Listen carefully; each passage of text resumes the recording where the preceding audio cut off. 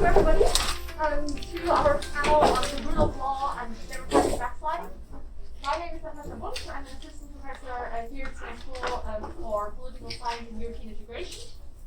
And what we wanted to do today is, this afternoon, this first session, is to discuss about, of course, one of the big crises that the EU has been facing over recent years with ongoing rule of law violations, in some cases severe democratic backsliding in several member states, and the EU's inability so far to really develop effective responses to these trends. And we have an excellent panel here with us. I will discuss the speakers in turn as I give the word to pass the floor to them.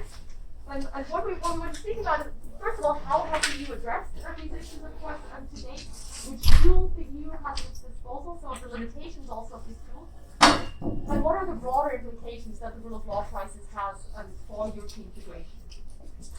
And I'm very happy to have Gwendoline Delbos-Corfield here. She's a member of the European Parliament in the group of the Greens and the European Free Alliance, and among others, a member of the Committee on Constitutional Affairs and the Special Committee on Foreign Interference in Democratic Processes in the European Union. And I would like to perhaps start by asking you, the European Parliament has so far played such an ambiguous role in addressing democratic backsliding.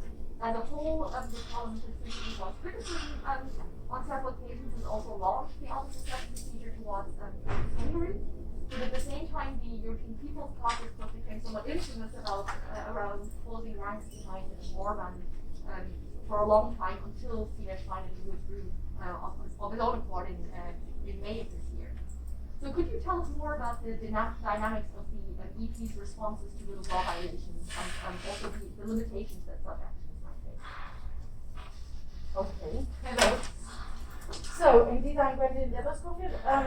It's the common used to indeed say where you are a member as a full member, but in fact in Parliament being full and substitute has got no importance whatsoever. So I am what you have said, but I'm most of all, in fact, a member of the biggest commission in Parliament after the Envy Commission, so the one who deals with all the environmental issues and is at the moment very efficient to produce a number of rules that then Parliament agrees with Commission and Council and will normally have effective results in our member states.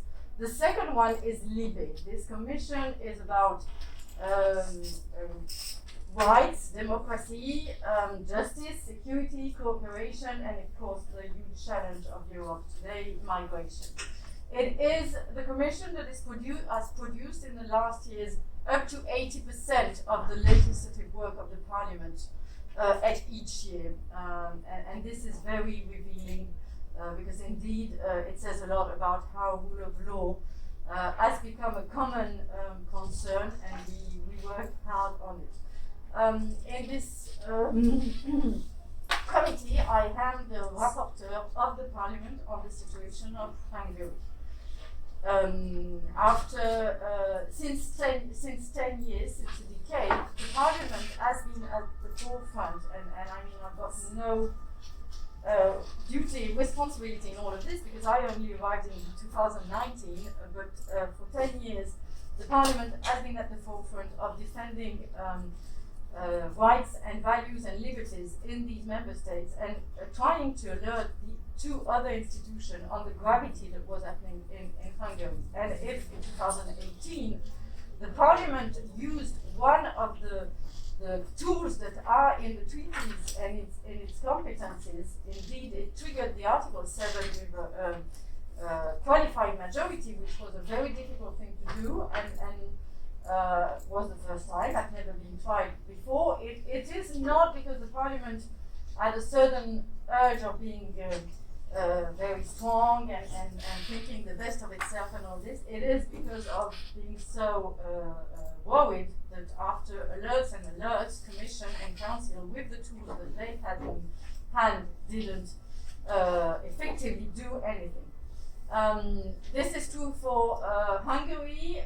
Commission acted on Poland, but only in a very little scope of Article 7, of what the tool Article 7 can give, the scope being the independence of justice, and as in Hungary, the situation of Poland is now systemic, and it's not just independence of justice, and this is why it is more and more difficult in both of these member states to talk about democracy. And on a number of other topics and about a number of other member states, Malta, Bulgaria, and sadly a number of others, Parliament has been also trying to voice concern. But indeed, the Parliament it cannot go further than its remit, and its infringement procedures are the tools that are in the hands of the Commission. The budget aspects are also in the hands of the Commission, and then the Council is really the one that has to act in the Article 7 process, and as slightly and timidly starting to act a bit in these last years, but very late, and once again in a too timid way. To answer very clearly on the EPP position, I mean, I'm agreeing EPP is at the not complete opposite to me, but quite opposite to me, and on a number of topics going from abortion to the way that they want to deal with economy and also the green issue. So I got, really no favor to give them, but I would slightly differ from you, because I do think that in EPP, some members of this group showed a courage that we would like to see more often coming from politicians. In 2018, some of them did vote for the Article 7 resolution of my Green colleague. It was already a Green, Judith Sargentini, an MEP from Netherlands, and a lot abstained. And these abstentions meant that this resolution went through. And Fidesz was not only in this group, but it was one of the strongest in this group. And not only that, but it is important to have history in mind, and Orban was seen for years and for years in this group as the liberal. He was seen as the one that fighted against communism and would bring a new progressive liberal situation in Hungary. And I have been talking to Finnish colleagues from EPP, for example, and they were the first to scream and they were the first to act courageously. But they also told me how long it took them to really, acknowledge the fact that yes, there's been something happening and we didn't see it, but it is becoming graver and graver. But the Hungarian situation is very specific because it's an opportunistic man that captures a state, and then to help himself to implement this capture of state, he has a number of theories that he elaborates all along. He creates enemies frequently. It started with the migrants, it was then the LGBTI, there's a bit of the woman, of course the opposition, and this magma of left liberals is now considered in Hungary going from the left to the Christian Democrats. They are left liberals today in Hungary. It is very different from the Polish situation, where we have a very conservative, reactionary project at the base, and then they captured the state to basically put in place their projects. And in fact, in Poland, for example, the problem of corruption is much lesser, less big, and the European money is most of the time used in an orderly manner in Poland, where in Hungary it is basically never used as it should be, and it goes in the pockets of the surroundings of Orban. So yeah, EPP showed courage, and today they are more and more. Even the German Greens, the German EPP, sorry, which are probably the ones for whom it is the most difficult, because of course Germany is ambiguous on this situation because of the fact that Hungary is providing most of the factoring work of Germany, but also because of all diplomatic and links.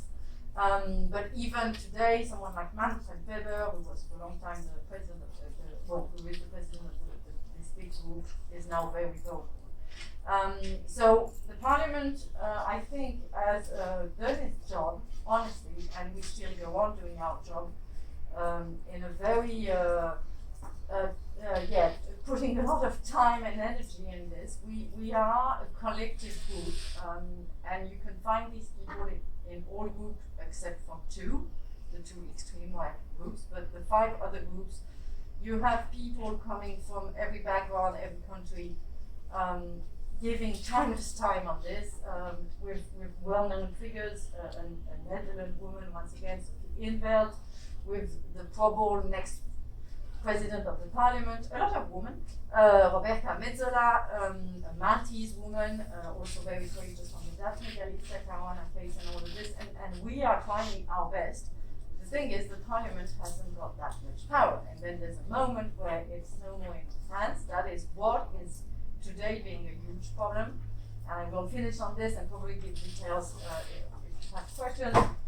Most of my job today is a very invisible job, and it will not provide me any votes, and it will not really help me to be elected next time. And on this is also something that we should reflect on, because it is a bit of a problem.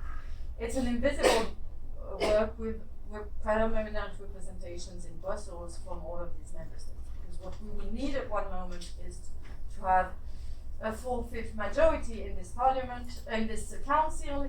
It means 20 member states at least out of 27 to vote sanctions when it will be needed.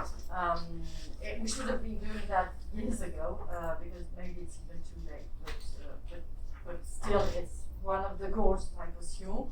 And this is a very slow and difficult process, because of course, I mean, one of my best allies in the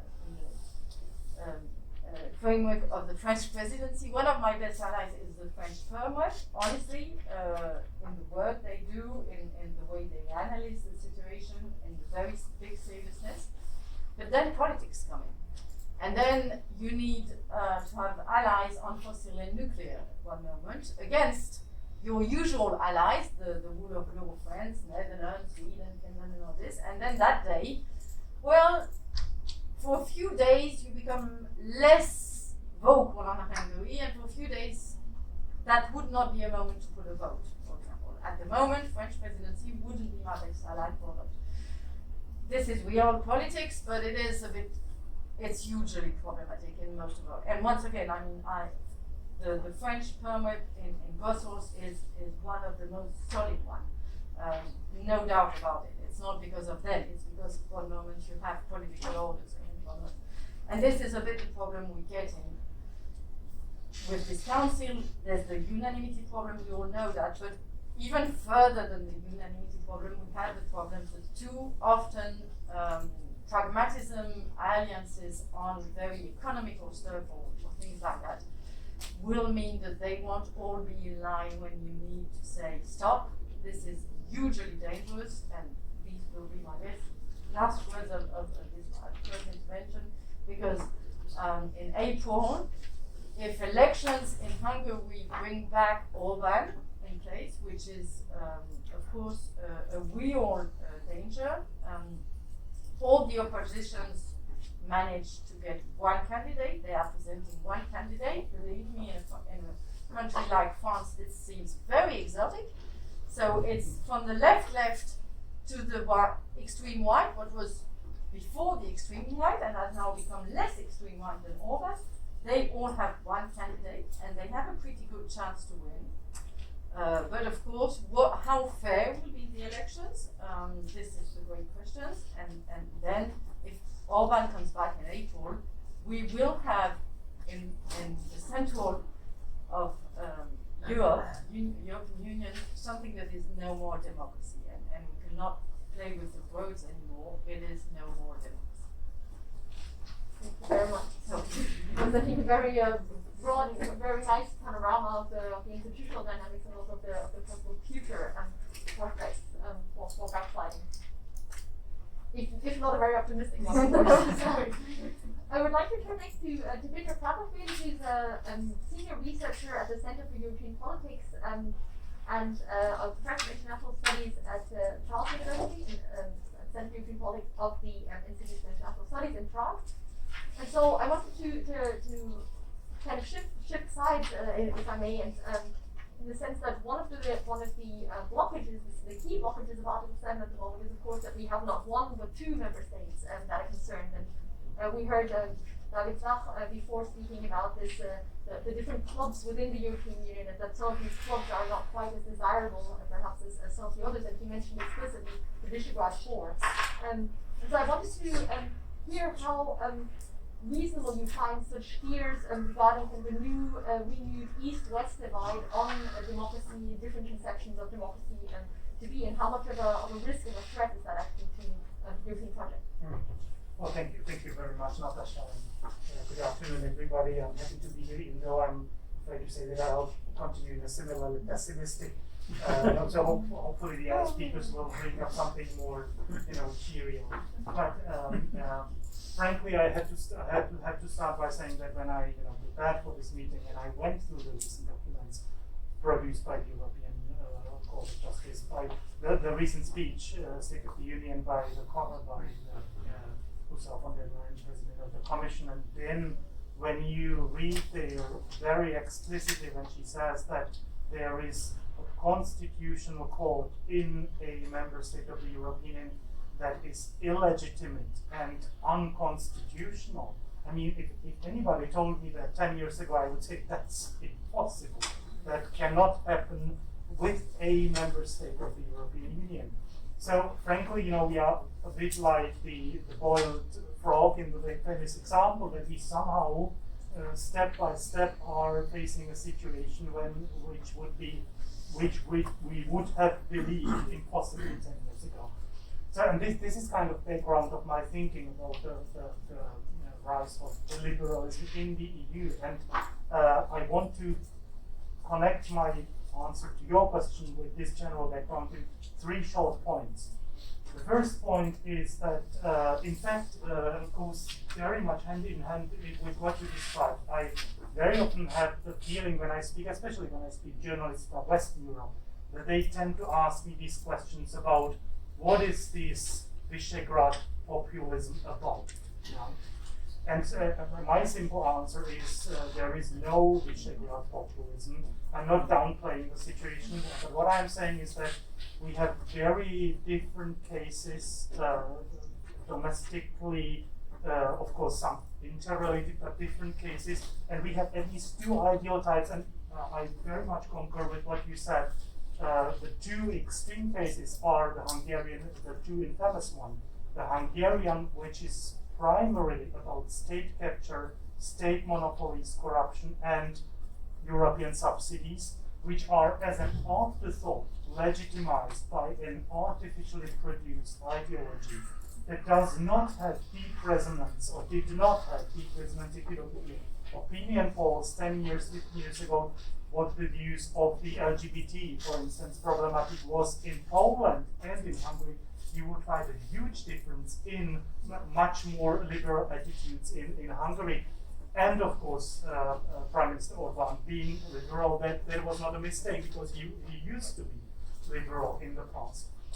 And then kind of created, to legitimize these predatory policies, this kind of ideological explanation for those. Whereas the Polish case is exactly the opposite, as you said, so starting from a strong ideology. And of course, I'm not saying that there is no corruption, but the motivation, the root cause is different, I would argue. And the paradox that comes from that is that substantively the bigger challenge for the integration process is the Polish case, because it's ideological. But paradoxically, Orbán is the attractive role model for Western European populists. That is, and now the Warsaw Summit, I don't know if you follow that, of the far-right movements met in Warsaw a couple of days ago. And if you look at their social media, the Twitter of Marine Le Pen, for instance, all the pictures are with Viktor Orbán. Whatever happened to the organizers, to Law and Justice, right? They are totally absent from these pictures because everybody wants to be seen with Orbán, right? Because that is what they are aiming at, state capture. This Polish ideology, that's even for West European populists seen as too much, too radical, at least in some respects. Perhaps not about migration, but definitely talking about LGBT rights, etc. So that's point number one. Let's unpack this Visegrad populism.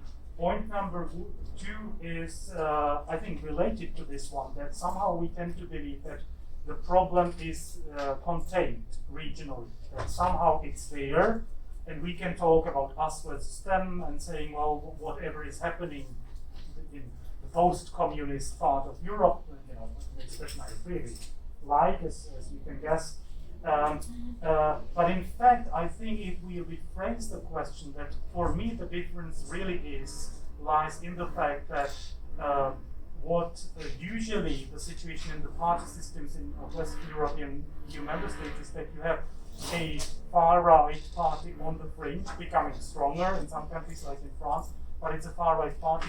Whereas in Central Europe, what happened, including Slovakia and Czech Republic, is the mainstreamization of the far-right policies, rhetoric, and preferences. So the mainstream parties, like Fidesz, like ANO in the Czech Republic, and Law and Justice, took over. And that I think is really worrying. Just if you look at the headlines of the last 2 weeks in Politico, for instance, there is a headline saying far-right views have gone entirely mainstream in France. There is a whole series on mainstreamization of far-right in Denmark, Danish People's Party influence on social democracy. Then before that you had a whole series of reports we all are familiar with the far-right rhetoric during and after the Brexit referendum with the Conservatives. So this trend that sets Central Europe apart, seemingly, in fact, is slowly replicated in Western Europe as well. And that, I think, is worrying, that it's not something that is contained in Poland and Hungary, but is present elsewhere as well. And my final brief point, I think that what is quite clear is that if we measure, as you do in your research, by the way, I read your recent article in JEP, when we do research on the strength of transnational alliances among its populist far right, then most of the research comes to the conclusion that they are weak, right? That is because there are too many differences that it doesn't work. In the European Parliament, the voting doesn't really work, so because they are too diverse. But I think it may be misleading in the sense of leading us to underestimate the strength of populism, because of course that is not the goal, right? Their goal is not to create an overarching European alliance, but replicate the situation in Hungary in the local context. So it's measured in the domestic, or the war is fought in domestic political arenas, not by creating, that's a secondary goal, to create a transnational alliance. So in fact, I don't know, but perhaps even more skeptical than the previous speaker, but that is the situation we are facing now, not only in Central Europe, but in the EU as a whole. Thank you very much, Peter. Even if the outlook remains bleak. I'd like to turn next to Lucia Mokrá, who's both a lawyer and a political scientist by training, and currently the Dean of the Faculty of Social and Economic Sciences at the Comenius University in Bratislava. And I would like to hear from you, so thinking from a legal perspective, what do you make of the tools that the EU does have at its disposal for countering democratic and rule of law violations? And is their limited effectiveness primarily a legal problem, or more to do with a lack of political will? Yeah, thank you very much, Natasha, and good afternoon to everyone. Yeah, this kind of legal issue is really interesting, because I had a quite nice debate with a number of judges from the European Court of Justice, because they are those who are facing the number of situations connected with the rule of law, even if they are not dealing directly with the infringement procedure, because there are substantial issues which may give us some kind of a guideline or direction there. So again, I have 3 points. So we are, from the same region, this same kind of a legacy. I will look for 3 points. Then comes the Austrian. Yes, I will have 4 points. I'm sorry. So then I will look for 3.5. The very first one is legal versus political disease. So the rule of law, from its basic point of character, is the legal side. If you really look on the rule of law in the politics, right, we will understand what are the basic principles elaborate a new way of definition of the rule of law. We have a Venice Commission, we have a number of judgments from the International Court, from the Strasbourg Court. We know what the rule of law is, even we know how to measure it. The way how it became in the treaty, in the Article 2, then in Article 7, and so on, was something which we, in a very original way, called like common value. Yeah. But the question is how much it is common. For all of us, because the legal systems, we have 27 different legal systems. We have 27 different systems of separation of powers. When you look on the judicial system, when you look on the competences, when you look on the form of government, yeah, we have the presidential republic, we have the parliamentary republics, and so on and so on. So we have really 27 different systems which declare that the rule of law is our common value. But then when the definition and the implementation, it rather look that it's not the legal way how we interpret it, but the political decision. And this is the problematic issue with the legal and political perspective, because the clash we saw is that we definitely see that we have a problem with enforcement of the rule of law, but to enforce it on the European level, to get it to the Court of Justice, which has a decision-making power, is the pure political decision. Yeah? So we face the deficit of a political will and political strength of the institutions, which have the competence to get it to the court as such. Then the second point, I just have it here, is when we say that the rule of law is our common value, we foresee that then the decision about whether the rule of law was violated or there is a doubt it was violated should be a common decision. And I legally and personally don't understand why there is a concept of unanimous voting at European Council. Because even the Court of Justice or the other institutions, when they are deciding about someone, yeah, about the judge who should be withdrawn from the position, about the country which violates the law, which violates the obligations, that country is withdrawn. Yeah, it's withdrawn from the voting. It's out of the room. But for the rule of law, we left this kind of competence that Hungary is present at voting, that Poland is present at the voting, that they even get us to the situation to the corner when they had been able, after the meeting of the European Council, just get in front of the media and said, we will block the decision on the adoption of the judgment if there will be the conditionality based on the rule of law. Yeah? And that happened just 2 years ago, and I again see the problem with the legal and the political perspective, because there was actually the rest of the countries just came as a second before in front of the media. So they had even been heard in a more plausible way. And the third point is, of course, the one which is most complicated, and that's the conflict between promotion of the value and the enforcement of the rule of law. Because we promote it as a value, as something which characterizes the European Union. We even try to export this value through the neighborhood policy, through the enlargement policy. We expect that those who are interested in the EU membership will fulfill the conditions, while the members of the European Union are not able to fulfill them themselves. And then the enforcement, of course, is the problematic, because, as I mentioned, having this kind of political dimension itself. And if you ask me whether there is some kind of solutions or recommendations, actually I don't have it, but I have maybe some kind of a guideline when we discuss it with the judges.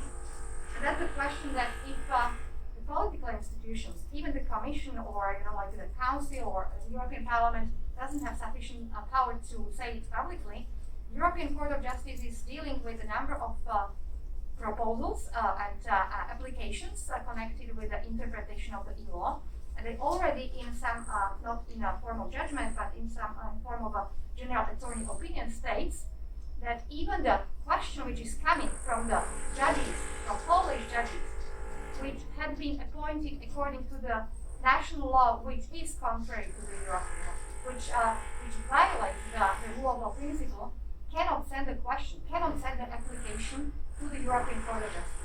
So probably the Court of Justice will be in this sense some kind of an engine which will say, doesn't it work? So the people from Poland, unfortunately, will be victim of their own system. So I mean, like, they have a democratic tools on the national level to fight against it, the elections, the different other tools, petitions, and so on, striking demonstrations. But it's their country. We cannot force them to look over the rule of law. But if they will not have the access to the European Court of Justice, that will be problematic. And we will just get, like in tennis playing, we will just get the ball on their side of the playground, because actually that's the problem which starts there. And we can see it not only against Poland. We have also already the judgment in relation to the European arrest warrant, which had been issued by the Polish court, where the European Court of Justice said that the Irish court is entitled not to extradite the detained person to Poland because there is a serious doubt that this person will not be dealt by the independent and impartial court.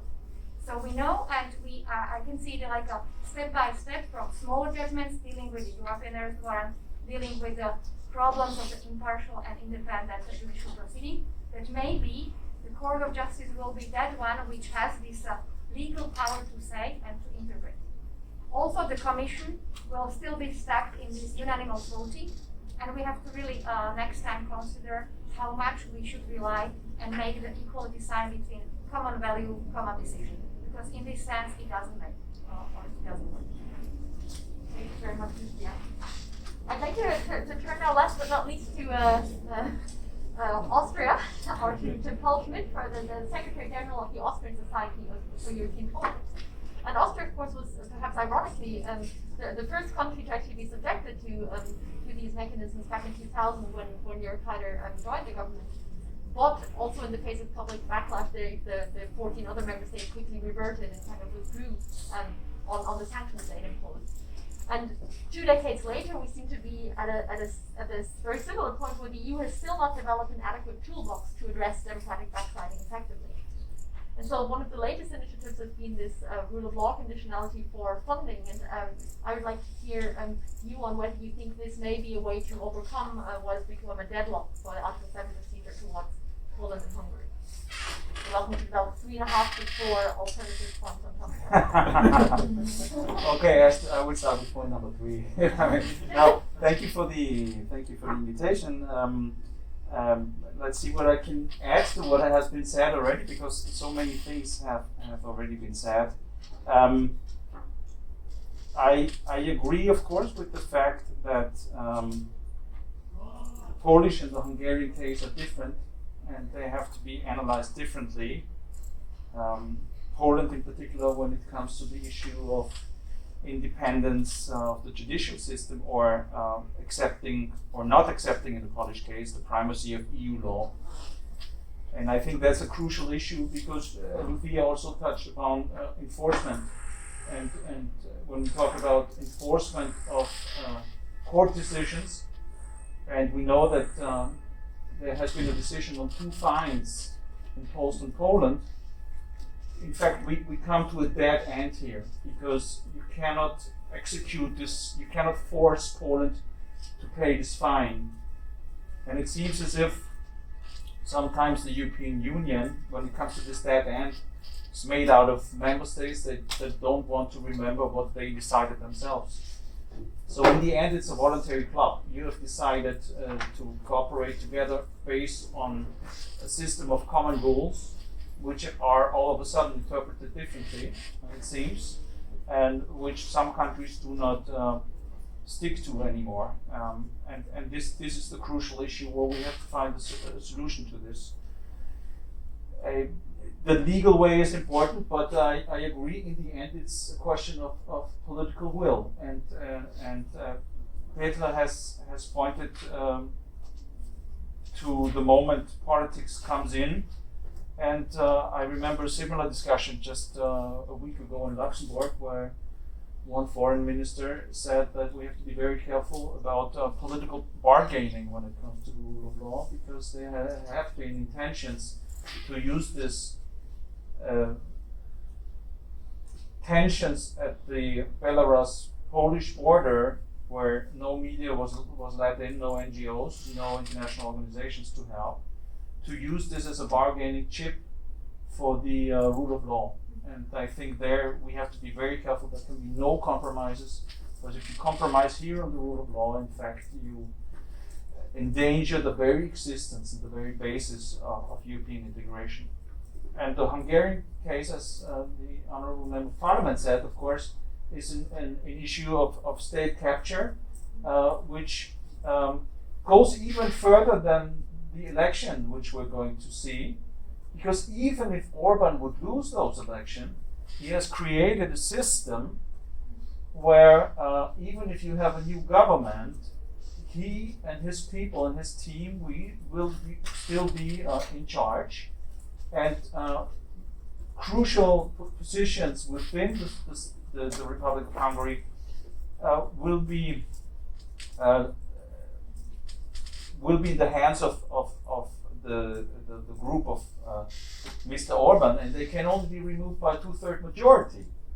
And the 2/3 majority is an impossibility, even if Orban would lose, in fact, the next elections. And you have started out the discussion as a sort of provocation that talking about or relating to the inability of the European Union to respond. We've already heard some ways to respond to this. Infringement procedures, the European Court of Justice, the European Parliament, which filed a lawsuit against the European Commission to finally start with this new conditionality mechanism. And I think this conditionality mechanism is still too early to actually judge how it can actually work in practice. We have to try it. And the European Parliament is very right there. And I think that's why the European Parliament can, although it doesn't have many competences in this area, it can increase the pressure, and it does increase the pressure. And I think what's very important here in this whole rule of law discussion is that we do not just sit back and ask the European Commission to act as a guardian of the treaty, but as Lucia has pointed out with the Irish case, when the rule of law is not really adhered to in Poland, this is a European issue, because courts are not only national courts, they have a European role to play.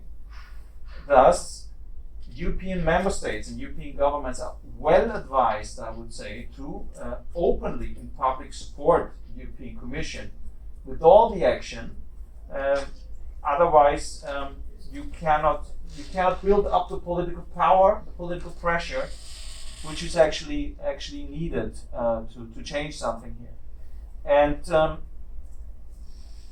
one of the instruments we have also with the conditionality mechanism, but not only, also with the recovery package, where the financial support is frozen as of today. It cannot be frozen forever, though. This is a way of building up financial pressure, which is at least a way one can try to build up pressure. But how long can you actually maintain that? And we know from other cases during the economic and financial crisis that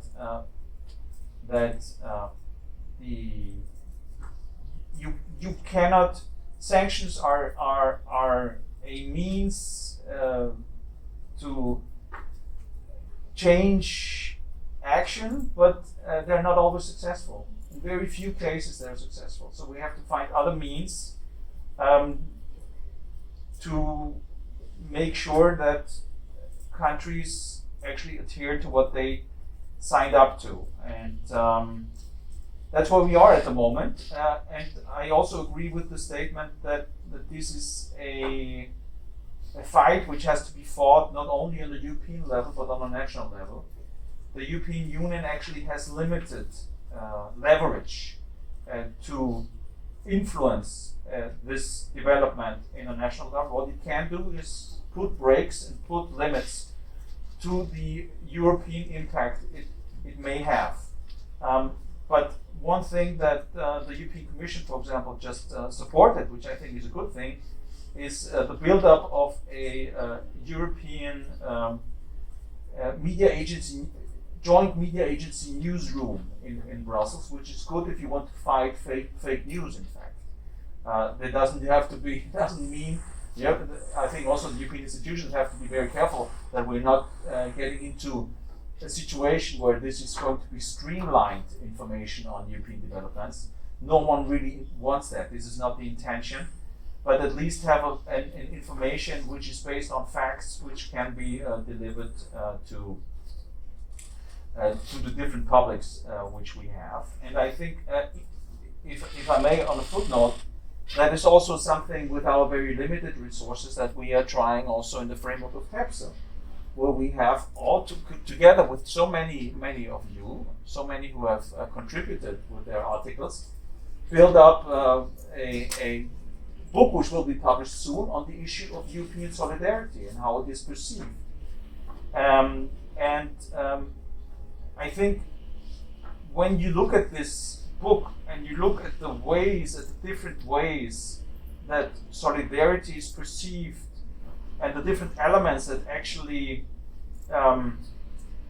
feed into the definition of solidarity in the different countries, where geography, history, politics all play a role, you see that there are, just by looking at this book, you see that there are so many different ways of looking at the same principle that the key probably to improving this situation is on the one hand fighting the populists, not with their own means, but on the other hand increasing, deepening the dialogue and improving the understanding for each other. Because there are so many misunderstandings, and I think these misunderstandings, and that's where I'm with Petr again, these misunderstandings, they cannot be only solved in our own bubbles, in our institutional Brussels bubbles, or in our governmental bubbles, but they have to be dealt with and discussed on a national level. And I think this different European concepts and different ways of seeing things have to be discussed in the different national arenas. And that's why this book, I think, could play a role, and many other instruments and projects need to play a role there, and also the many different features, starting from the generational gap to this rural-urban divide. So many areas where we can actually make a difference, I think. And one difference to other countries within the European Union is, of course, and I think that's one of the important features, a free and open media landscape where media plays if the opposition is not strong enough, at least you have the control by the media of what is going on, and that makes the public discussion much more diverse, and that makes society much more diverse. That's also a way to go, I think. So that's my long answer to your question. Thank you very much. I'm sorry for being too long. No worries. I think we've had a nice overview of a very broad set of topics, and I would like to invite the members of the audience to comment at this point, to ask your questions, to comment. Please identify who you are and what your institutional affiliation is, and maybe if you're pointing a question at one of the specific members of the panel or anyone who would like to comment. Frank, you're ready. Yeah, so I'm Frank Schmidt, Professor of European Politics at ETH Zurich, and also a member of the TEPSA Board.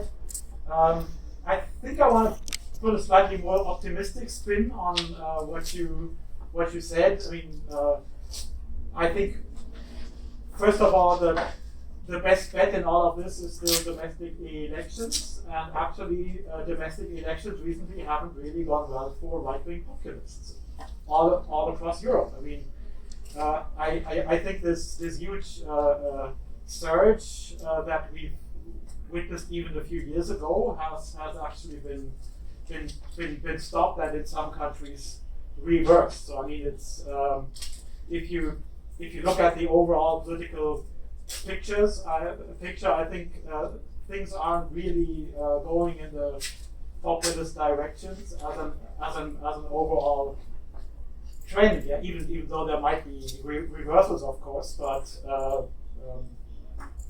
currently, I think it's not really going their way. The second point I want to make is, well, I mean, to some extent, these governments have had, let's say, in some way, a positive influence on the European Union, because the way they have gone, they've really forced this issue. So they've gone so far that European institutions at some point had to respond.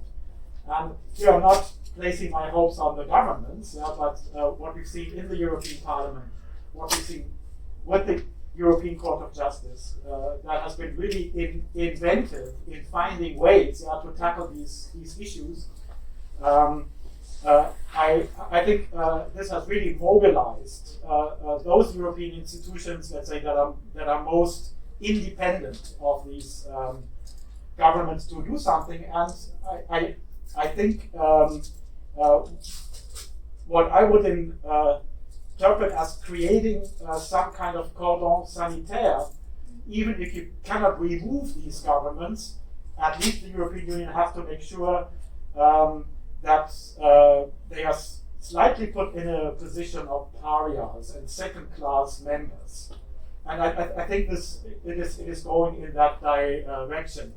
Now, my question to the panel would be: okay, can you think of additional ways beyond what the European Court of Justice has done, or with the financial conditionality, how this cordon sanitaire could be even strengthened?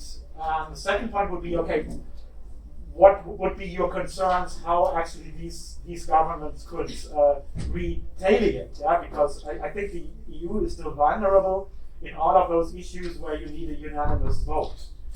And we've seen it in foreign policy. We've seen it now with tax issues. That of course Hungary and others use this tool. So I mean, how do you see this?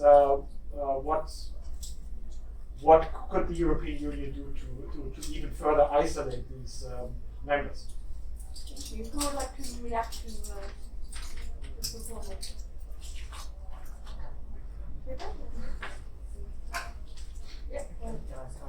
Well, thank you very much. There's a number of interesting things. Well, I agree on the one hand that there's a recent opinion of a big poll by the European Council of Foreign Relations on European populism that says that when you ask these defining features of populism, so the distinction between the elite and the public, and the distrust towards elite, that's going down across Europe generally. So there I would agree with you. But for me, the problem is really what I described before, and that's the kind of taking over the political preferences and policies of the populists by the mainstream.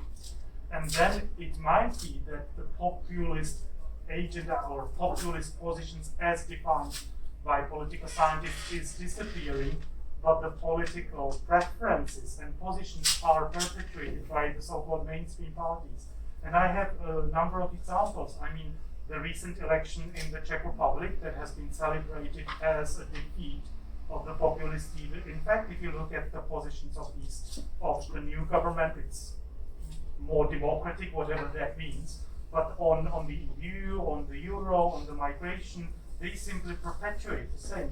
If you look at the much celebrated unified candidate in Hungary, Petr Kratochvíl, I mean, look at what he says. He's a conservative Christian who very openly opposes and agrees with the Hungarian views of the official government views on LGBT rights. I mean, and the explanation by the Hungarian socialists, who are one of the strong opposition parties, was that this is the only viable candidate who can stand up to Orbán. And I think it's because the whole political spectrum shifted towards a rhetoric where you say, if you say that you would welcome a single refugee, that would be a political suicide.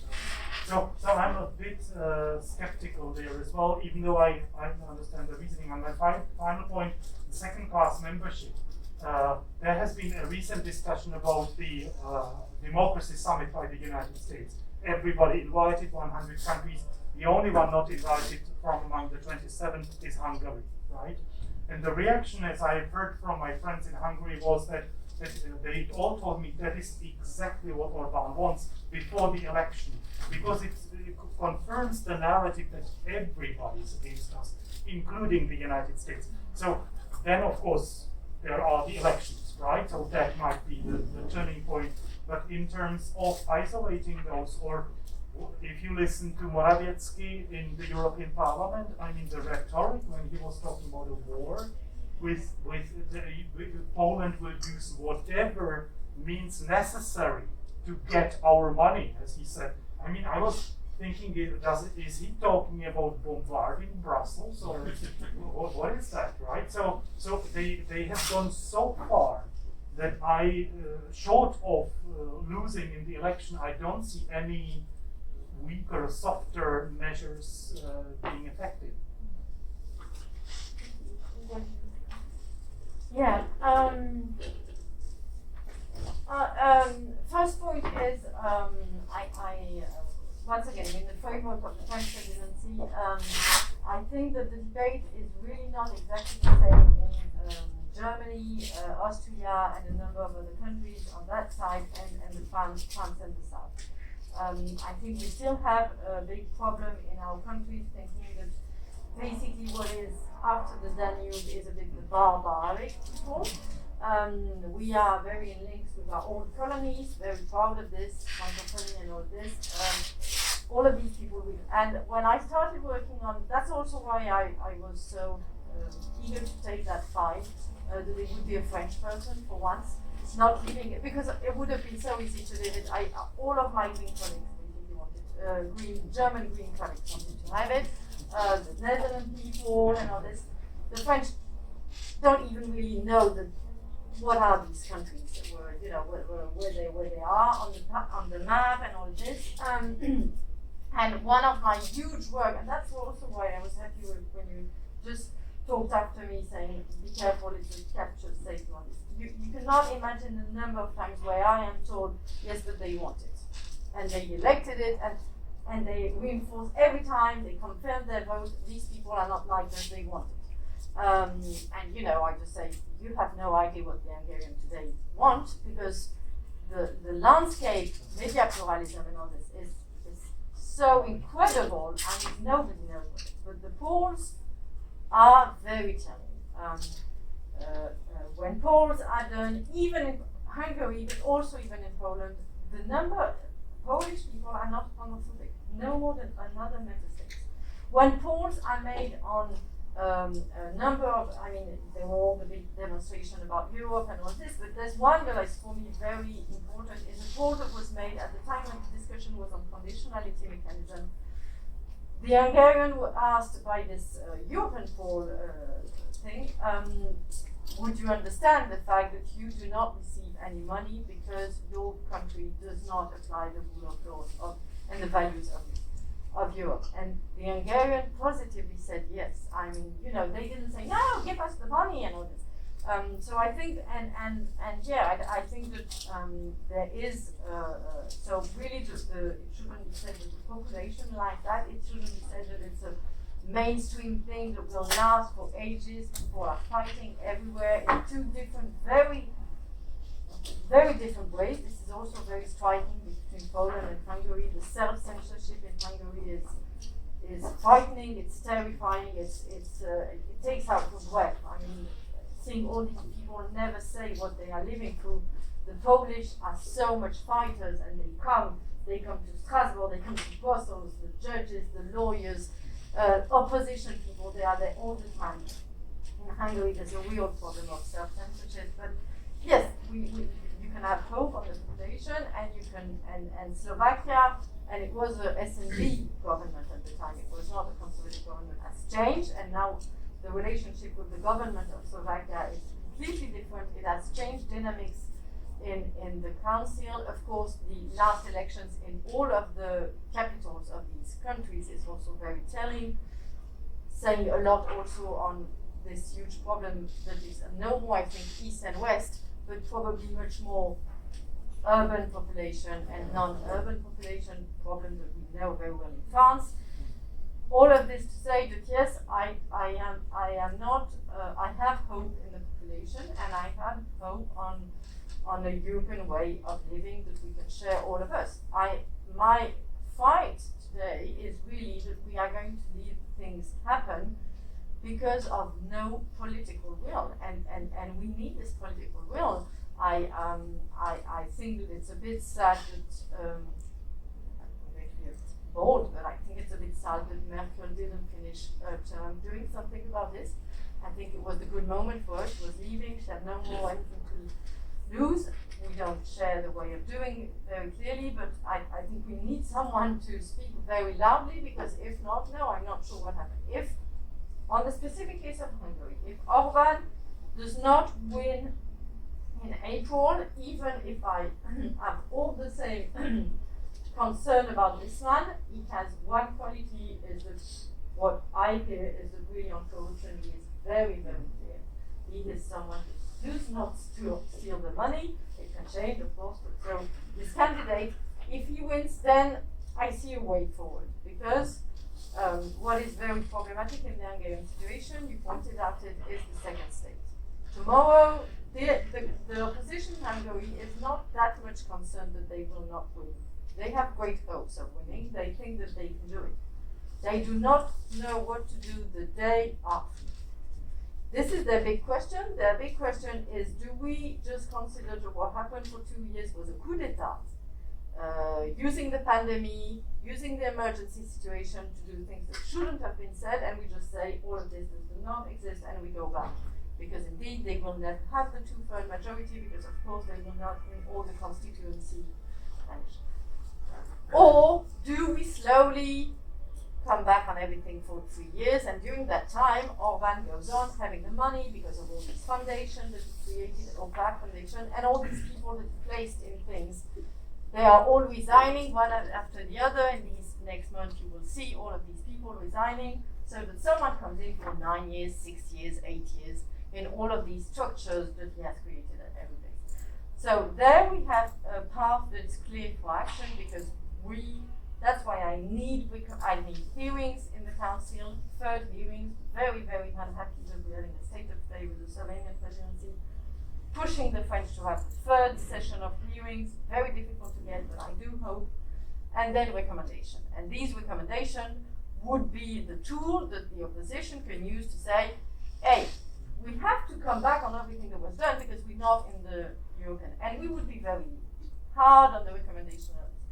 If Orban wins in April, yeah, I mean, there's one moment where, I will just go to the state governments and say, well, look, this is your mess now, because, we've been telling you, and what have you done? I think that on the long-term perspective, there's hope, because the rule of law culture is now there. We now consider that it is our job to take care of rule of law in the European Union. Our job is not just to take care of the state of debt and the monetary situation of the countries, and it's not either only to take care of environmental or agriculture aspect. It is also rule of law. This was a very big lack for years and years and years, and now everyone thinks, oh, it's our job. And so you get all these new things. The peer review in the council, the rule of law report in the commission and parliament. It just seems like we cannot do one session in Strasbourg where we don't have 4 resolutions about rule of law somewhere in the European Union. We members of parliament are getting so tired of saying always the same. We really have laughs before we go on the stage saying, okay, so it's going to be the same 20 of us, and we're going to say the same thing that we've been saying for 2 years every month. So yeah, we need now to progress on Article 7, like we progressed on like we need to progress on Article 50 for the Brexit. There needs to be a work there. I think that the fact that sanctions are so little written, that they're not clear how you go to the sanction, I think this in the long term is a work we need to do. I really come back to what you say. I mean, there's a moment when Article 7 process is in place. It shouldn't be about voluntary and people putting pressure on others. There should be a sort of non-automatic things. I'm not saying that from one day to another you need to be banned of everything, not at all. And I'm really not saying that exclusion is an option. I think that exclusion should not be an option. But I think that there's a moment where why would you have the presidency of the European Union if you are under Article 7 for systemic situation? What is this saying? How come you can have the agenda of the, and that sort of thing? And indeed, we need to have clearer path. I mean, I don't know what we are going further and further in judicial cooperation, in police cooperation, and we are putting these people everywhere in the European Union in difficulties. I have met lawyers from a number of member states, the Irish being indeed the ones that are the most vocal about it, saying, you know, what are we supposed to do? How are we supposed to, you know, do we think that it will go well? Or, you know, sometimes they have people that should be indeed extradited to Poland because they did crimes, but they really hesitate. So yes, I mean, everyone is going to be confronted to this, so there needs to be some paths that are automatic, some paths that are clear on where we go. I don't understand why withdrawing these votes is not something that you are allowed to talk about. It's a huge taboo. But when I arrived in 2019, just asking recommendation was a taboo. I have started saying that, and I'm nobody. I'm just nobody. But I started saying that, and then suddenly you have people saying, okay, council could do recommendation. And now I have perm reps that say, and I have chief of government saying it. And it's not because they heard me, they heard people saying that, repeating what I said. So, I mean, there's just taboos that you have to stop. And I'm starting to say everywhere where I go, what about withdrawing votes? You know, between the fact of saying in a bit of you know, not serious way, oh, we should exclude these member states, like some chief of government have said, and I think that was an error, a major error. There's so many other things, and withdrawing votes. So I think on this we need to work. I think we need to work on the gap between European and national understanding. We know this for all sorts of other topics, but on rule of law it's specifically true. We need to work on this, and I don't know how pedagogically, how the media pluralism can help handle this, but there is a problem about the fact that the Renew group is such a reliable group in Parliament, such a reliable group, extraordinary group, and they belong to governments in a number of member states that are problematic governments on rule of law. This is a real problem I have of consistency, you know, and when the Minister of Education in this country says awful things about gender that is very similar to things that I can hear in Hungary, and this is where I have my best allies in Parliament, the Renew people there. So we need a consistency there. And then I really think that we need political will and political courage, and there's something that you cannot escape. What is written, the laws, the Court of Justice and all this, at one moment, if you do not have political wills of those who are very high in the situation, well, we are in a difficult situation, and I always give this example of this Finnish presidency, young woman, a new government of young women, and these ladies, they were exceptional. From the Prime Minister to the Minister of Justice to the Minister of Interior, SND and Green people, I think, and another party, I can't remember, maybe Liberal. This presidency changed everything. It was the start of the term, and they arrived and said, we will do hearings. And everyone was saying, we will never dare do the first hearings. And they did the first hearing from Hungary, Orban went crazy, and they started a new thing. And they were not, you know, they were a little country, they were not France or Germany, they were not very well-known women, they were really this new. So political courage does change things, and we do need that along to all the written stuff that we can get. There's a moment, if there's not the enforcement, you just have the nice paper written, but it doesn't count. I'll perhaps collect whatever responses there are or interventions there are still from the floor, and then we'll go back to each of the panel members. Briefly, sorry for lack of time. There's a question at the end or at the back. My name is Natasha Wunsch. I'm from Gwendoline University College, so yeah, I have to. And I'll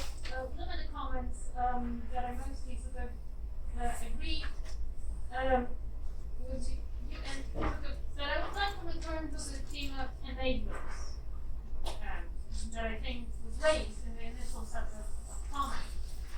And in that sense, I would like to ask the panel, because when you look at this initial reactions to the change of leadership in Germany, it seems that both in Warsaw and in Budapest, this was met with growing agitation on one hand and a nervous response. And my question would be, what do you expect sort of from the new German leadership and that change, or do you have to comment on why this reaction in those capitals was so nervous in a way when it comes to the position in the European Union. Do we have any more pressing questions or comments? If not, then go back to, I don't know if you want to respond to the initiative, so feel free to pick and choose responding to this issue, the issue, Charles, and then we'll go on to Paul. Yeah, I will be short, but just getting to what you mentioned, that and also your initial question whether we have anything else to be added to the current sanitaire. I will come back and combine it with what Paul already mentioned, that the punishments are working, with immediate response. Yeah, that's a reaction. But from the sustainable point of view, it's nothing which will get to a more, like a medium or long-term goal. We are trying to have the rule of law really applying in the member states. And here I see maybe one more point or one more action to do, and that's the report about the state of the rule of law in the member states. And while we on one side just saying that these and these countries have serious problems, and we are doing, we are triggering the mechanism, we are initiating the infringement proceeding, we are sustaining on, frozen the recovery fund and so on. On the other side, we should balance it with the examples of a good practice. Because when you will, still punish someone, at the end, both of the sides will be, withdrawing from the goal. They will not definitely be talking about the rule of law. It will get to the discussion about our contribution to the budget, our spending from the recovery fund, and so on, and we will be out of the topic. We will lose the topic of the rule of law. So while we will somehow try to punish and enforce the rule of law against Poland, Malta, Hungary, Bulgaria, any of the member states, on the other side, can we use the good examples to show how it works and how to implement it properly, to balance the approach? Because at the end, the countries may start to ask what are the advantages of the membership if they don't understand maybe our legal system. However, at the end, when we get to the same rule of law, but we will use a different way. But to use the good practice examples is the way of balancing the power. So it's a soft power mechanism to find another option to show how it works. Because we have countries where it works, we can use the inspirations and good examples as well coming from the report that they will be presented. So this is maybe one additional point to the way how to make it properly without looking on Brussels as the one which always punish and not provide the system, still balancing the system of sugar and carrot. So that was just the reaction. How to maybe balance this legal enforcement with the political approach, showing that there are the ways how to work. Oh, you saw some Schultz. Yes, I would recommend to those who are interested to read the chapter on EU affairs in the coalition agreement, and there it is quite clear, I would say, and it seems that the new government will be much tougher, at least on paper, on Hungary and Poland when it comes to the rule of law, because it says there, if I'm not mistaken, that there will be no green light from the German side for further funding in the framework of the Corona Recovery Fund if there's a breach of rule of law. So that's quite clear. And if then you read on further, there's also a lot of talk about the coalition of the willing. So these are some indications of where it could go. We will see how this turns out in practice. Then I would add to what Frank said. I very much agree that, in fact, we've seen that anti-integration populists have lost ground. And in fact, I also agree that in the end it has to be decided in domestic elections, and that's why I made the point of a free and open and pluralistic media landscape, which is so important to make sure that this is a fair political game wherever it takes place. Second-class members, I wouldn't call it like this. I think I agree with the Member of Parliament that it's a question of you have to have clear conditionality, which is not a bargaining tool. Okay, you can fulfill the rules. If you don't stick to the rules, then there are consequences. And we have to be careful in with our rhetoric that it is not perceived or interpreted as if we talk about second-class citizens. I think that's an important point. Yes, unanimity makes us vulnerable, but how do we get away from unanimity? Only by unanimity. So this makes things difficult. But even though we wouldn't have unanimity, there's so many decisions which are taken by consensus. Is it 85 or 90% of the decisions? That's the way European decisions are actually taken, and you want the decisions to be implemented afterwards. So you have to reach that consensus. Look at the qualified majority in the relocation of refugees and asylum seekers. That hasn't really worked. So we need a new approach to decision making, but it needs to be based on consensus. That's my view. I mean, you have it almost everywhere, but in taxes, which is a difficult issue, but then we talked with Irish and others about this. But you also have this, of course, in budgetary affairs, but that is not only about Hungary or Poland. There are many others who don't want to have qualified majority there. So, another point I wanted to make, Petra, I agree, I almost always agree with what you say, but I really like the fact that the Hungarian government was not invited to this democracy summit. Because my perception is, from many Hungarians, and also I have Hungarian family who keep telling me that they have many Hungarians have very close relationships to the US. US has always been a role model for many Hungarians. So it has an impact. It has an impact, and I think it does more harm to Orban than it helps him. And I think that's why I believe this was quite a good move, an important move. But